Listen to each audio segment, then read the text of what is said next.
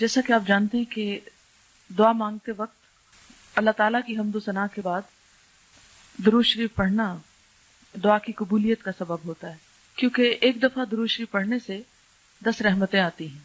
تو دعا کے شروع میں درود شریف کی کوئی بھی شکل یا صورت پڑھی جا سکتی ہے، نماز والا بھی پڑھ سکتے ہیں آپ اور مختصر والا بھی۔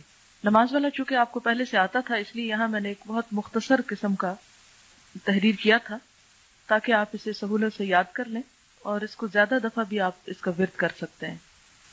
جیسے آپ دیکھتے ہیں کہ جو بھی خطبے وغیرہ بھی ہوتے ہیں تو اس میں بھی عموماً اللہ تعالیٰ کی حمد و ثنا کے بعد فوراً نبی صلی اللہ علیہ وسلم پر درود پڑھا جاتا ہے، جیسے الحمدللہ وکفا وسلام علی عبادہ الذین اصطفیٰ۔ تو اس میں اللہ کی تعریف بھی ہے اور پیغمبروں پر سلام بھی بھیجا گیا ہے۔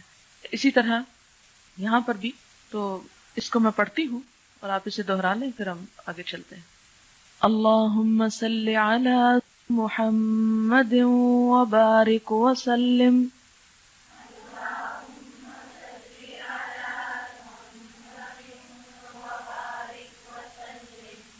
اللہم اے اللہ، صلی درود بھیج، رحمتیں بھیج، علی اوپر، محمد محمد پر، وبارک اور برکتیں یعنی برکت کر یا برکتیں بھیج، وسلم اور سلامتی بھیج۔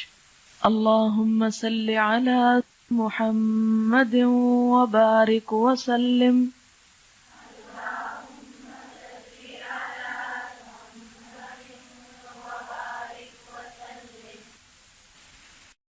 اللہم صلی علی محمد وبارک وسلم۔